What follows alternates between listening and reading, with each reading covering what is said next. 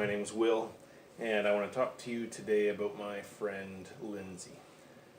Lindsay passed away a few months ago, and I think about her a lot and about the lessons that she taught me and a whole bunch of other people.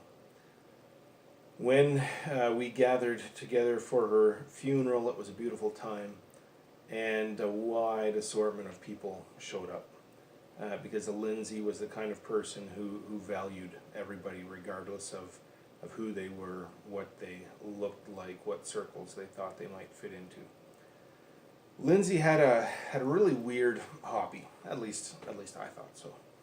You see, Lindsay was a young woman. She was only 23 when she passed. But one of the things that Lindsay loved to do was to buy antiques. And if you would have talked to Lindsay, she would have known where you should go if you were, depending on what kind of antiques you were looking for. And she probably knew the owners of those stores by name. I was antique shopping a little while ago, a little after Lindsay passed away, sort of as a tribute, as a helpful reminder of who she was. And I bought the beautiful set that's in front of you. Now, antique shopping isn't something that comes natural to me, isn't something that's comfortable for me either.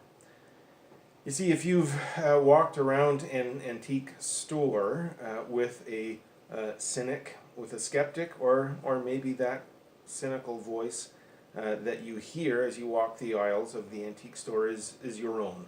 And then you might understand where I was generally coming from. See, when you look around an antique store, everything that you see there is only there because somebody else didn't want it. It might be might have been of some value at one point, but now somebody owned it and then didn't want it anymore. And so it's at the antique store for that reason. And everything that you see is old, sort of by definition. That's what an antique store is, a collection of old things for people to come in and buy. And if you have something resembling a contemporary decor theme, well, then an antique store might not be the place for you to go, because everything that you buy, everything that you might bring home, is out of date and won't fit the time period of the decor that you've got. And walking through the store, you will see prices that do not make sense to you. How could people justify charging that much money? How could somebody justify paying that much money for all of that old stuff?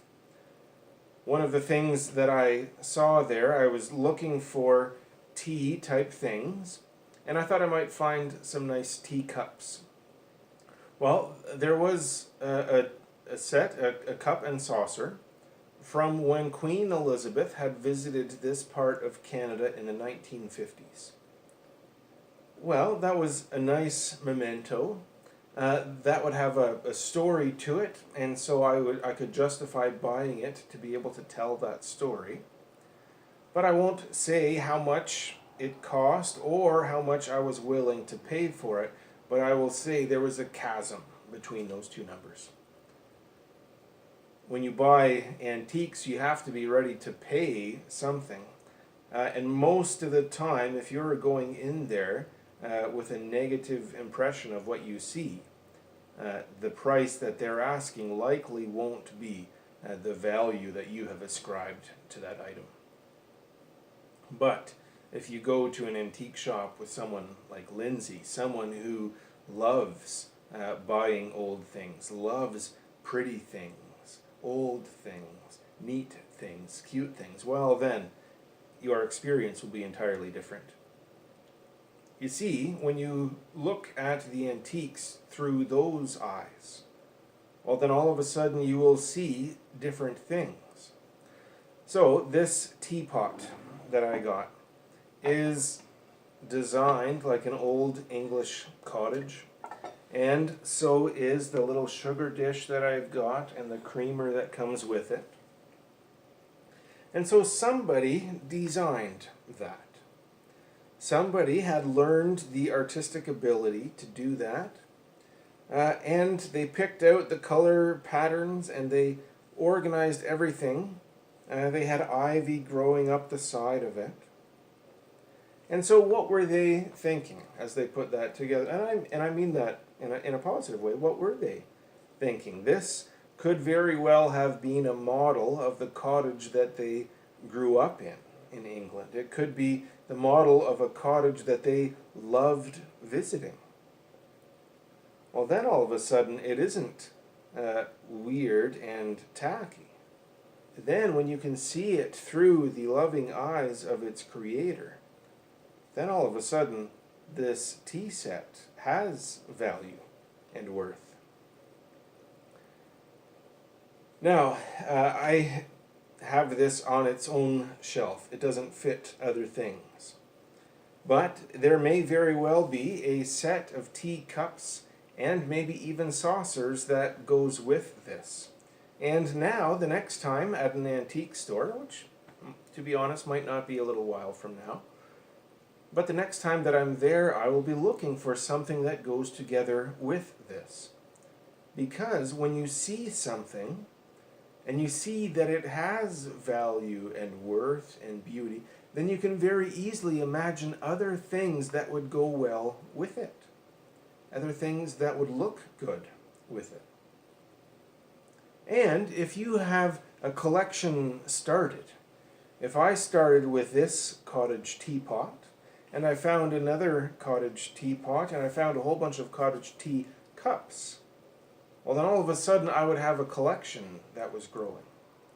And when I would go to a new antique store and I would find a new cottage teapot and tea set, well then what is the value of the new one if it adds to or even completes my collection? Well then all of a sudden the value can't really even be put into words. Then, if an item completes a collection that I've been working on my whole life, well then that item is priceless. Lindsay understood priceless items. She would see something of worth and value and she would bring it home and try to find a way to justify that purchase to her mother, to her roommates, even to herself. She would find that justification later. And see, one of the things that Lindsay explained, and I even experienced a little bit when I saw this teapot set, was that sometimes the items on the shelf, the things that have been rejected and despised and thrown out by somebody else, they can call out to you. They can call out to you and say, "Take me home. I have value. I have worth. I can still provide a function for you." And this teapot is old, and it might look tacky to some people, but it still does serve its purpose. It still does have value. And if you come by my place, I would be happy to pour you a cup of tea from my newfound English cottage teapot. This is the set that called out to me. This is the set that I responded to. You see, in the Bible, Jesus told a lot of stories about heaven and about the kingdom of heaven, a place, a realm, a situation where heaven's values are lived out. And this is one of those stories, and it's from the Gospel of Luke, chapter 15. It says, Jesus told them a parable. Suppose someone among you had 100 sheep and lost one of them. Wouldn't he leave the other 99 in the pasture and search for the lost one until he finds it? And when he finds it, he is thrilled and places it on his shoulders. When he arrives home, he calls together his friends and neighbors, saying to them, "Celebrate with me, because I found my lost sheep." In the same way, I tell you, there will be more joy in heaven over one sinner who changes both heart and life than over 99 righteous people who have no need to change their hearts or their lives. So what was the value of that lost sheep? I'm not a shepherd. I'm guessing you aren't either.